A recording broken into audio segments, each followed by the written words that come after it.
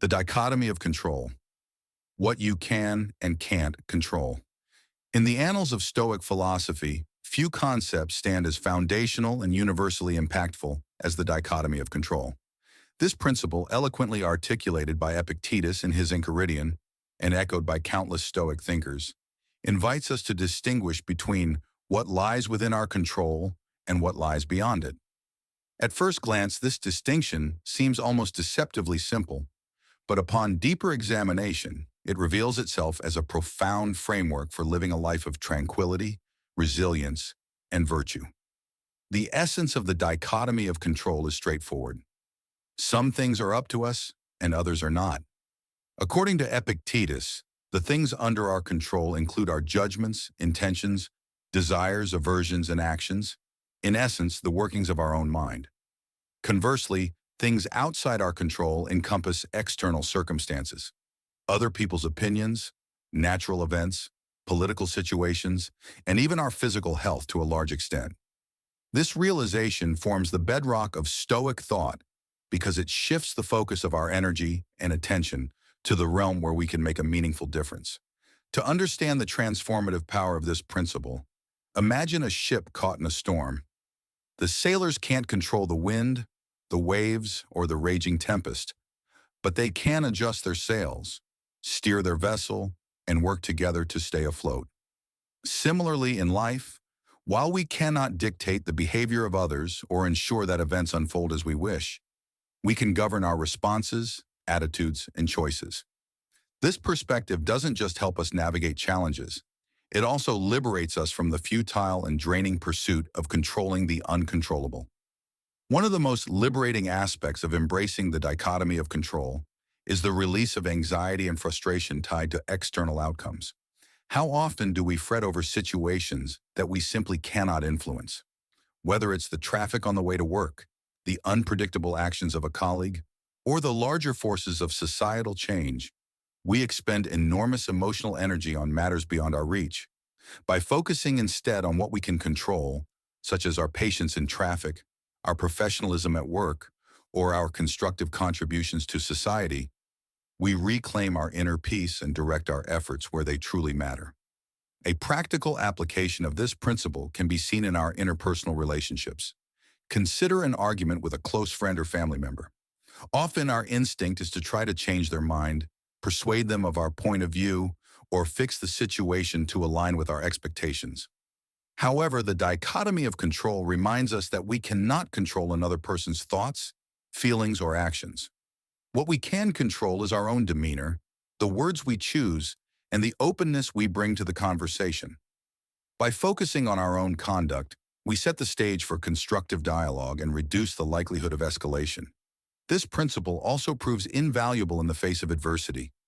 Life is replete with challenges, from personal setbacks to global crises. A Stoic does not deny the reality of these hardships but meets them with a composed mindset rooted in the dichotomy of control. For example, if one loses a job, the immediate reaction might be panic or despair. Yet a Stoic reframes the situation. Can I control the fact that the company decided to downsize? But I can control my reaction. I can control how I manage my finances, how I search for new opportunities, and how I maintain my self-worth. This shift from helplessness to agency is empowering and enables one to act constructively rather than wallowing in resentment or self-pity. Moreover, the dichotomy of control is not an invitation to passivity or apathy. On the contrary, it encourages deliberate and purposeful action. Recognizing what is within our control doesn't mean ignoring the external world, but approaching it with a sense of detachment and pragmatism. Take the example of environmental activism. While one individual cannot single-handedly reverse climate change, they can control their personal choices, reducing waste, advocating for sustainable policies, and educating others. The Stoic focus on control doesn't diminish one's engagement with the world. It refines it, ensuring that our efforts are both meaningful and sustainable. The dichotomy of control also intertwines with the Stoic practice of acceptance. By acknowledging the limits of our influence, we cultivate a mindset of equanimity. This is not resignation, but a profound acceptance of reality as it is, not as we wish it to be. Marcus Aurelius, the philosopher king, exemplified this in his Meditations, where he repeatedly reminded himself to align his will with the natural order of the universe. Critics might argue that the dichotomy of control oversimplifies the complexity of human experience or risks detachment from the world's problems. However, Stoicism doesn't demand an absolute retreat into the mind. Rather, it offers a balanced approach.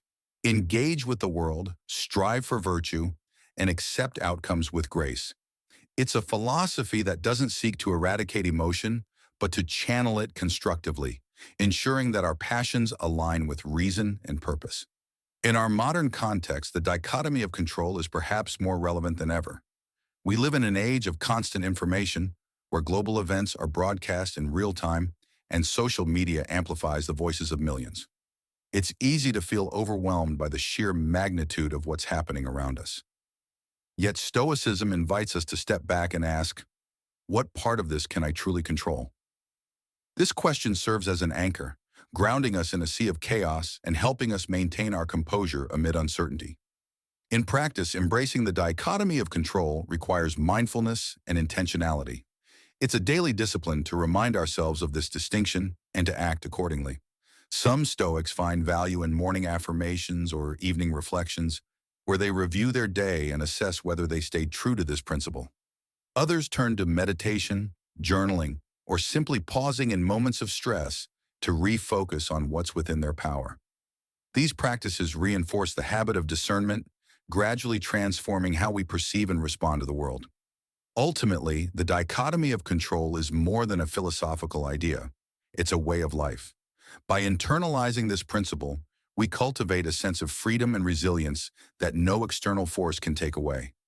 We learn to navigate life's storms with steady hands, guided by the understanding that while we cannot control the wind, we can always adjust our sails. This perspective not only enriches our own lives, but also inspires those around us to live with greater clarity, purpose, and peace. In conclusion, the dichotomy of control offers a timeless and transformative approach to living. It teaches us to focus our energy where it matters, to accept what we cannot change, and to act with wisdom and courage in the face of life's uncertainties. In doing so, we not only embody the essence of Stoic philosophy, but also unlock the potential for a deeply fulfilling and virtuous existence. Whether in moments of triumph or trials, this principle serves as a steadfast guide, reminding us of the power we hold, the power over ourselves,